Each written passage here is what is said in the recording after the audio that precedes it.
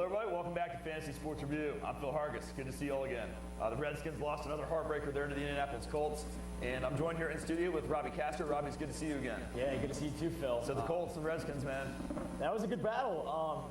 You really have to look at the bright side on this. In Washington, always playing up to their competition. And playing down to their competition, too. Playing down to their competition. The Redskins have done a really good job here of knocking the opponent's players out of the game. Look at Michael Vick. Look at the Green Bay Packers. Look at the Indianapolis Colts. I mean, everybody on the Colts except for Peyton Manning pretty much got injured in that game. Joseph Adai, he is out for an amount of time. We don't have all these details yet because it's still early in the week. Austin Collie has heard has been missing about 3 weeks. And then, of course, you have all the other injuries to the players. I mean, the Redskins are playing very strong physical defense, and it's great. I mean, that's what's keeping them in these games. You're absolutely right. Yeah, they're playing very physical, but I can't wait to jump into this first. This Week 6 action. There were so many great games, so many intriguing matchups, so many things that we saw last week that we predicted. We'll get to that. But before we do that, we have a long-lost buddy of ours. He's been found, and we have him live on Skype from Las Vegas, Nevada. You guys may not, I'm sure you haven't forgotten about him. His name is Doug Cook. Doug is on the trail, and he's out there in Las Vegas, keeping an eye on his WCOF fantasy team. Doug, welcome back to the show. Hey, Phil, Robbie, Steve, good to see you all again, and whoever else is there and whoever's watching, good to see you all again. I'm glad to finally be back on the show. It's been a while since I've been traveling here and there, and I'm glad that we got this remote video thing working. Yeah, we're glad that you haven't forgotten about fantasy football. You haven't forgotten about Fantasy Sports Review. And I have a sneaking suspicion that Doug's going to have a little horse racing preview for us at the end of the show.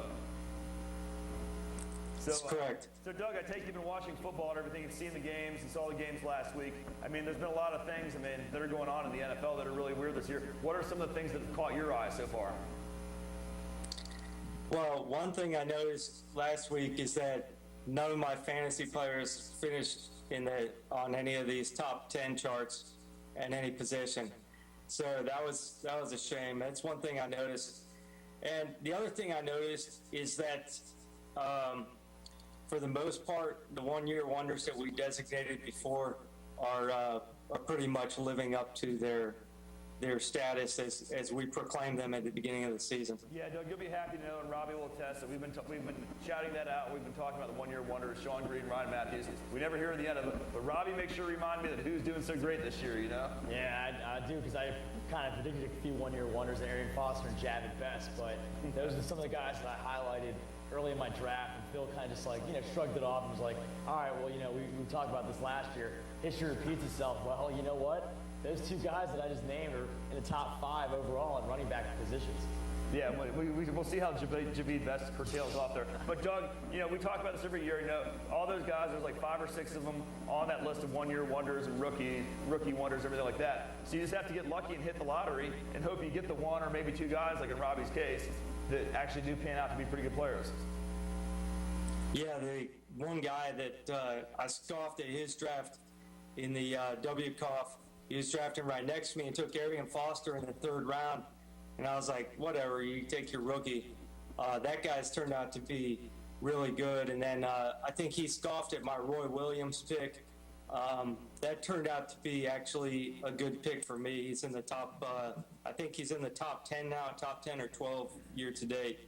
Yeah, we're definitely going to get to him later, Doug. I got a little surprise for you regarding Mr. Roy Williams, so let's get back to him. But, who would have thought that you'd see guys like Chad Henne, Joe Flacco? Those were some of the guys that we were kind of excited about in the preseason here again on the quarterbacks list. Yeah, Henne, Phil, is correctly pronounced Chad, as you well know. He's doing pretty good for the Dolphins this year. Yeah, certainly the addition of Brandon Marshall has definitely helped that cause there. And I'd like to also point out one important thing here, Robbie, before we move on to the running backs. Matt Castle, Doug, you guys may laugh. I've started talking about this and getting excited about Matt Castle here on the show for the past couple weeks. The Chiefs have some very favorable matchups coming down the stretch here for the next 3, 4, 5, 6 weeks. You look at their schedule, they got teams like Buffalo, they just played Houston, they got Jacksonville, Buffalo, Oakland, Denver, Arizona. Things look very good for the Kansas City Chiefs. Some very favorable matchups. I was telling guys several weeks ago to get guys like Matt Castle, Jamal Charles, Thomas Jones on their roster because of those matchups. You see Matt Castle on the top 12 list here, and I'm sure you're going to see him there for the next month or so coming up. So that's a guy you can get some value on. WCOF, you can't really do anything to get him, but your local draft leagues, Doug, that's certainly the kind of guy, the ideal kind of guy to target, especially during the bye weeks while your other guys are sitting on the bench. Yeah, you're right. And we look at the NFL, the running backs for this week 6, and we talked about this guy early and often in the waiver wire as Ryan Terrain, the Washington Redskins, steps in for an injured Clinton Portis. And what does he do against the Indianapolis Colts? Rushes for 100 yards, 2 touchdowns, catches a few passes out of the backfield. I mean, is this a fluke, or is this something that, we might see down the line, Doug? Well, I think sorry, I didn't hear the question. A lot of it has to do with the fact that they were playing against the Indianapolis Colts. I mean, I projected, I think anybody that knows anything at all about football knows that the Colts rushing defense, I said it preseason, was one of the worst in the entire NFL.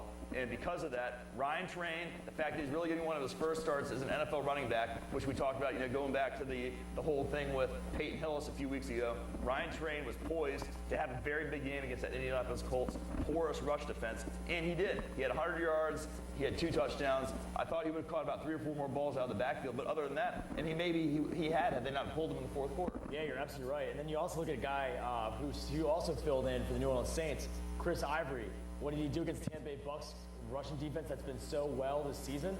He rushes for $160, a touchdown. I mean, this guy's been incredible so far. I mean, you talk about, viable running backs in the Saints' heavy passing offense. Well, this guy grounds up the Buccaneers for $160.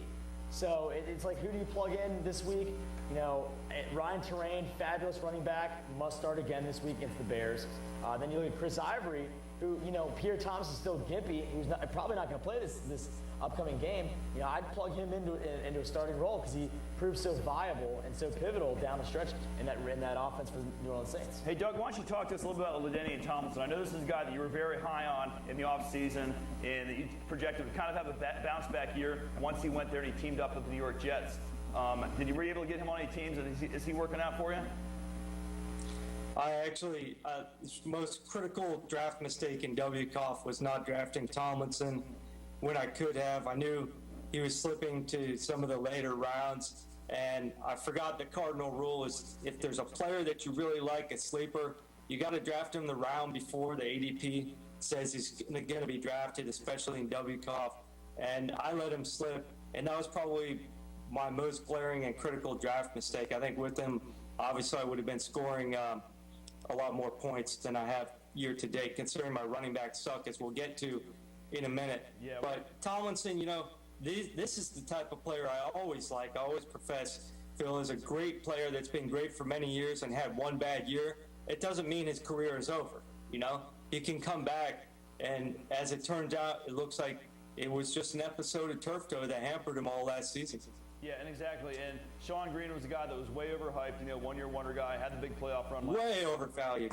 And people jumped on his bandwagon. And then, look at the same thing with Jamal Charles. I mean, you put into a veteran running back with a young running back committee situation, and it never works out for that guy that's getting overdrafted like a Jamal Charles or a Sean Green.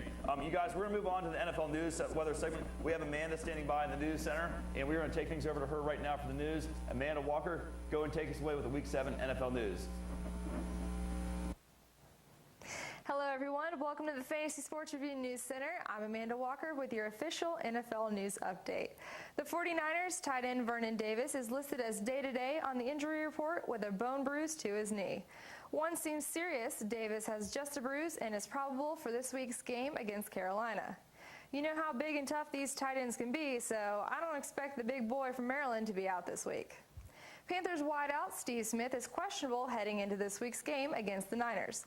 Smith, who has 13 catches and 0 touchdowns on the season, should not be considered a viable starting wide receiver under any formats as he continues to disappoint. The quarterback situation in Carolina is very shaky, so look to better options this week, and better yet, consider trading Smith to someone who doesn't know better. Tight end Dallas Clark injured his hand against the Redskins this week. The Redskins have done their fair share of injuring players this year. Just ask Michael Vick, the Green Bay Packers, the Dallas Cowboys, and now Dallas Clark and a whole slew of other Colts. The injury could be very serious, and the Colts are waiting for the swelling to subside on his left hand. Stay tuned, since this could be a catastrophic injury to the game's best tight end. Quarterback Vince Young is day-to-day after tests revealed a mild left sprained knee and ankle. Young was injured Monday night and walked off on his own power. Young will play this week against the Eagles, but if you have a backup plan, then rest Young on your bench. Vince Young is on the news report this week, and I'm not really sure why, but Robbie wrote the script, so don't blame me. For Week 7, the Houston Texans, Detroit Lions, New York Jets, and Indianapolis Colts are all on bye weeks, so make sure to leave Andre Johnson, Arian Foster, Matt Schaub, Calvin Johnson, Javid Best, LT, Dustin Keller, Peyton Manning, and Reggie Wayne all on your benches this week. Thank you for joining me in the Fantasy Sports Review News Center. I'm Amanda Walker. Now back to Phil and Robbie in the studio. Hey, thanks a lot, Amanda, for that news. A lot of injuries. I mean, the injury list, I can't remember so many injuries in the NFL as we've had this year. I mean, I don't even want to get started on the fines and the suspensions the NFL is talking about for defensive hits on offensive players. I want to give a special shout-out to my boy, Tim Blunt, over there at Sweetwater. He's watching the show. Hopefully, Tim is watching his first episode of Fantasy Sports Review tonight at 11:30. We're going to move around. We got Doug here in the studio, so I thought it'd be important to debate some topics here and put these guys on the spot. They have no idea what's coming to them. I mean, this is going out for the rest of the season, guys. I mean, I know that's a tough thing to try to project without looking at the schedules and everything. But just in a nutshell, certain players that maybe either are overperforming or underperforming so far this year. I think we're going to start with Robbie here, and we're just started talking about him a minute ago. So who would you guys rather have on your fantasy team for the rest of the year going out? LaDainian Tomlinson or Rashard Mendenhall?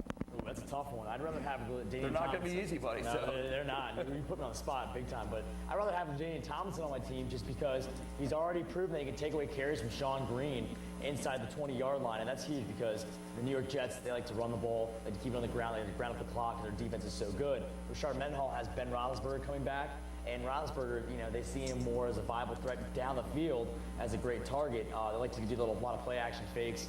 So I'd rather have LaDainian Tomlinson on my team. All right, Doug, who do you want? I'm sure you want Tomlinson too, but you get your choice between Tomlinson and Mendenhall for the rest of the season. I think I would favor Tomlinson in general because of his past greatness and the fact that he looks like he's back this year. But there is the fact that they are platooning him with Sean Green, and Sean Green is going to take a lot of his opportunities. So I think Mendenhall as the primary, the clear-cut number one back, and with his youth and the fact that they get, Roethlisberger back for whatever that's worth, I think he's going to have more scoring opportunities. All right, Doug. We'll let you take first crack at the next one. Then your choice between Sam Bradford or Mark Sanchez for the rest of the season. Well, Bradford is actually on my WB Call fantasy team, Phil. I drafted him with the one of the last picks in the last round, my 20th round draft pick, because I had Tom Brady. Hasn't been that great. Been kind of a disappointment. But Bradford, I saw the potential in him. I definitely like the fact that St. Louis Rams don't have a very good defense. Jets have a great defense, and therefore more apt to run the ball out, especially with their young quarterback. Rams don't have that luxury. Bradford's going to start airing it out more and more because they have to put some points on the board if they're going to win games. I might want to add to this list of questions at the end of this one. Don't look now, but the St. Louis Rams completely shut down the San Diego Chargers last weekend in Phillip Rivers in what's been one of those potent passing attacks. We'll save that for another show. Robbie, Bradford or Sanchez? I'm going to go against Doug on this one. I'm going to go Mark Sanchez. I'd rather have this guy on my team. He's been in the league this is his second season, his sophomore year. And listen, Sam Bradford, who's he have throwing the ball? Who's he have wide receivers? Clayton's done for the season. They're number Steven one. Jackson. They have Steven Jackson when he's a running back, and then Danny Amendola is their number one wide receiver, and then you have other fill-ins on the team. I go with the New York Jets. They got Dustin Keller. They have Braylon Edwards. They have LT. They have Sean Green in the backfield. They got some very good threats, especially go deep. And if you've been watching any games so far, Mark Sanchez has really lived up to the billing as being that awesome quarterback that can lead him to the promised land. Yeah, okay. there you have it. I think Sanchez, Bradford, I mean, it's a tough decision, but, you know, if I had to choose, I'd go with Sanchez. But this game is not for me. This game is for you guys to play. Okay.